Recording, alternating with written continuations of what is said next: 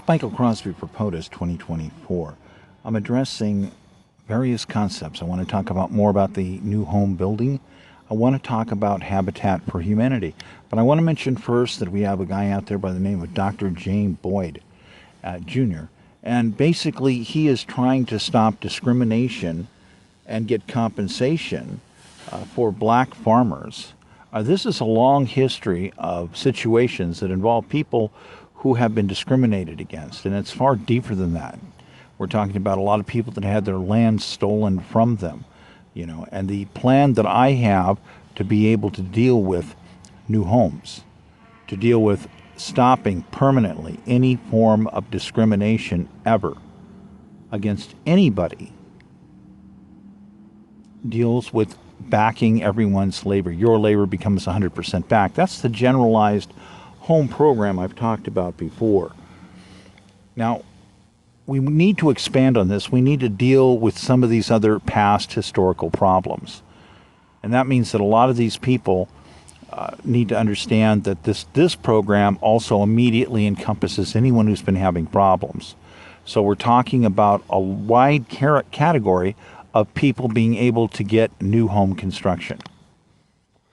So this means that you can get a part-time job giving it to yourself. You're a farmer, you're bogged down, you don't have that much time. You can do some of the work.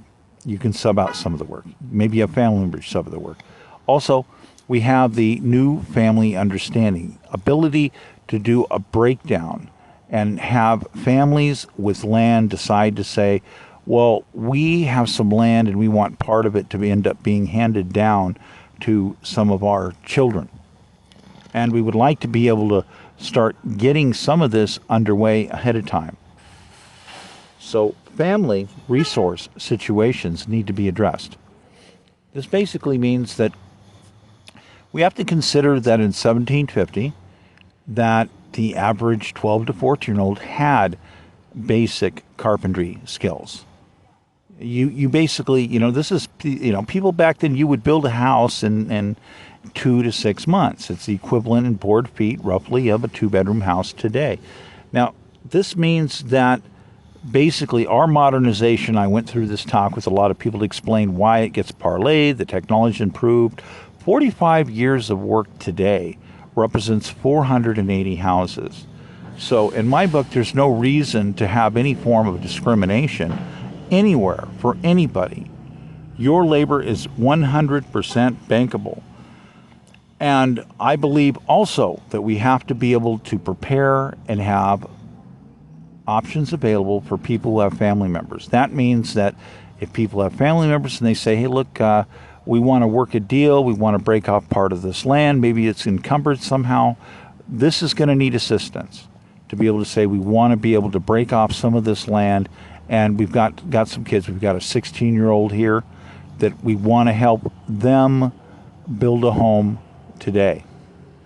This means that they can get some of their work building a home immediately. So basically, if we look at this, I think we need to consider at what ages might be realistic. I mean, then again, remember, 1750 longevity was 38 years of age. Now it's 78. And everybody wants kids to be kids.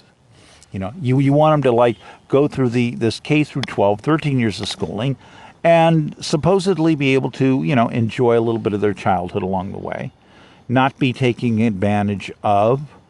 So we have to sit down with that, and we have to look at that. And then we also have to understand what is the future for your kids.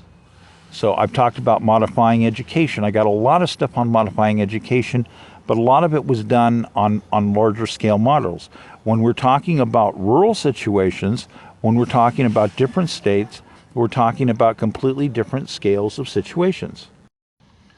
So whether we're talking about an organization trying to restore land that's been stolen, and whether you're black or you're Native American or whatever, or whether you're Habitat for Humanity, or you're some other program that's trying to deal with, look at this other program and the supplement, and there can be a lot of stuff out there. Quite frankly, if you look at a lot of the stuff, maybe it's going to make some people cry. but we need to look at the ability to be able to expand options for nonprofits, to be able to assist people with the new design, non-discrimination, new hard construction guarantee plan. This means completion guarantee bond associated in this. This means adjustable loans, graduated payment loans, and again, the family addressing of what are these issues going to be? Because, you know, I'll tell you, there's places I've been in America where they had children 12 years old, and I'm not kidding you, and they were starting their homing plans, as in breaking ground. I'm not kidding. I'm not kidding. You know, so this can be real. We need to figure this out. We need to help figure out how to deal with encumbered situations for new restructuring, because some families want to stay together. Now, maybe the families want to work on a new plan, a new investment, a new location. Again, all of this needs to be available to be able to be put on the table and say, we need to be able to move high speed with loan guarantourism to get people moving forward. I mean, you know, my grandparents used to tell me, idle time is your enemy. And there's something to be said about that. There really is. You know, now, granted, a lot of people want to be artists or whatever. If you want to live on the beach and you want to be an artist, that's your business. Whatever you want to do, this is America. But some of us would like to work hard. We'd like to work for ourselves, at least part-time. And there's no reason why you can't work for yourself part-time and build your own assets. And, you know, so I've got a lot of items here that I want to deal with. I've mentioned about fMRI lie detector options for different things. One of them is people got hurt. You have statements from people that are getting old and you need to record them. But if you record them with an fMRI, a little bit of this business where people are calling them a liar or a he said, she said, and then somebody else says, well, they're getting old. You know, they fade in and out. And it says, well, that's interesting. I think we can still salvage legitimate fragments out of these statements because something happened here. Something happened here. We have a witness. And fMRI can help make their statements more definitive. Not to mention they can get a really good scan out of it, a really good medical scan. You know, gee, that's going to hurt your health, right? So, no, I mean, yes. So basically, there's a lot we can do here. And the technology for fMRI technology is getting cheaper. This is going to get cheaper. It's going to get smaller. There's going to be new facets of it. So when you're just talking about an interface system for some computer interface stuff, if you're just talking about specialized type of scans or lie detection, you can come up with a lot of different new options. There's a lot of companies out there working with new types of interface systems, and all of these have approaches that are not only not only unique, but these programs have beneficial aspects, forward moving. So all of these can relate in helping people with their legal problems. And all of this can still also, at some point, deal with some of the emotional stress that many people have had. And I believe that we need to have a new communication coming together with people who believe that we can communicate, believe and say, gee, what's wrong with us getting together, sharing time, even if that's only done on a Zoom, even if that's only done through video sharing. You know, there's a lot of ways that different things can happen, and we can address more about educational options, creative educational options. I got a whole plan I've laid out on the modeling. Basically, LA's got so much money in it, it's mind-boggling. I can walk right up to LA, get some teams together, and in several months put a mind-boggling plan together that would blow people away. And we're talking about 13 years of schooling, kid gets out, 18 years of age, $1.2 to $1.5 million in their bank account from the work that they did, plus they got some pay all along the way. And now they qualify. They're bankable. They're bankable at their labor basically being $200,000 a year. Why? Because they're qualified to be mini contractors. They can build homes for themselves. They're good at it. So understanding how to return carpentry and bankability to every child in this country, regardless of where you live, is something, in my view, that we have to do. There's nothing wrong with restoring the contract and going back to original colonialism and then saying, we're going to have our cake and eat it too. We're going to put in the newest modifications, the newest upgrades, and we can do this because it's all about making hard assets. Now, when we got people that are dealing with perishable assets and businesses, everybody's got these excuses for this is a problem. Well, look, we need the food. We need the food. We have to make this work. We're going to have to sit down with this. We're going to have to make this work. And the people who know the most about a lot of these areas are the people who have been doing it. It's hard to get better advice than if somebody's going to tell you something about something, then people have been doing it for 40 or 60 years, and they've got hundreds and hundreds of years of collective knowledge from their parents and grandparents. They're going to have a lot to say about how to do certain things, and that means that we need to figure out ways to integrate whatever we can do. But number one deal is hard asset growth, guarantee labor, guarantee new projects, guarantee how to make existing projects perhaps creatively change. There's the family aspect, where we can deal with various types of understanding for, you got whatever, hundreds of acres or whatever it is, and you want your kids to have a piece, and you want to change the aspect of what is encumbered and restructure things around.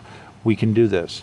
So with that, I'm going to basically say that this is kind of the update to bring in. You can go back, you can look at my other material. It's out there. Also, there's a lot of other people that got material out there about how to do these different things. And as time moves on and more AIs get in line, and as people basically, pay me back that are responsible for massive archival losses, that's a serious situation. Some people get upset. Please understand and listen to all the information first before you run off half-cocked and say, this is horrible. You have to understand what the evidence is and what certain people did. You have to understand that there's a slow release disclosure period on some of this material because there's a shielding factor. There's all these other complicated factors. We don't want people to say that we're doxing them. We don't want people to say that we're focusing decentralized hate at them. But we're definitely doing something about saying, hey, look, there's a reality here and it has to be addressed. And these other people want to keep basically ignoring it. And we can't ignore stuff anymore in our society because we now live in a world where everything and everyone is recorded pretty much in full 3D. So, we have to understand all of this information and everything is recorded, and it's a forever thing. Civil rights has no statute of limitations. Neither does treason in a lot of other aspect areas. Neither does attacks against an archive. And people really have to understand that we have people out there that committed some hellacious crimes by various forms of intentional negligence. And, the thing is, the law is the law, the Constitution's the Constitution, and when people are responsible, when they're responsible for the destruction of archives, artifacts, items pertaining to national security, the process of elections, these items have very serious penalties. Some of them have death penalty. So please take your time, go through the material, try to understand what I'm trying to get put out the door and why there are certain limitations, but what the overall plan is. A lot of people can't look at it. I've got I believe over 13,000 posts. A lot of those are connected to disclosure involving code writing, blockchain, how this stuff can work, how to do autonomous systems, how to reduce structure, how to eliminate 90% of banking as we know it into a new system, yet verifiable, how to bring in drones, verifiable drones, how to use all sorts of,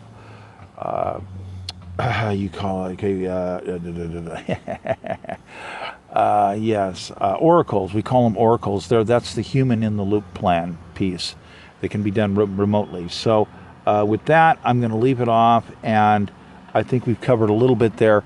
And I just don't want too many people to get too upset about some of this stuff, because if they come in the middle of stuff, they may not understand what's going on. You need to understand there are people who attacked archives. There are people who are facing death penalty charges.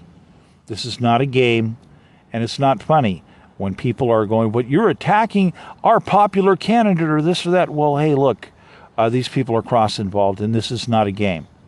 This is not a game, and the evidence is never going to go away, and we're not interested in listening to anybody stand up and talk about their BS. Okay, we're talking hard evidence. This is not a grandstander item. We're talking hard evidence. So it's important that in the course, I'm saying, yeah, I'm a candidate. I'm running for office. I've got the biggest AI plan I've been working on for decades to be able to restabilize people's lives, to stop all discrimination on a scale that's mind-boggling. A lot of people can talk about a little bit forward here and there. No. All the way. Boom. This is it, the big one, all the way. It's mass AI installation, mass services, mass production restored, mass guarantee loanism. It's here. It's the big dream being delivered here and now. You need to believe. You need to believe, and you have to be able to say, hey, yeah, I'm willing. Let's talk about it. Let's do this, because the dream has arrived. And that is what I'm demanding to install. Thank you very much. My name is Michael Crosby. I'm running for POTUS 2024.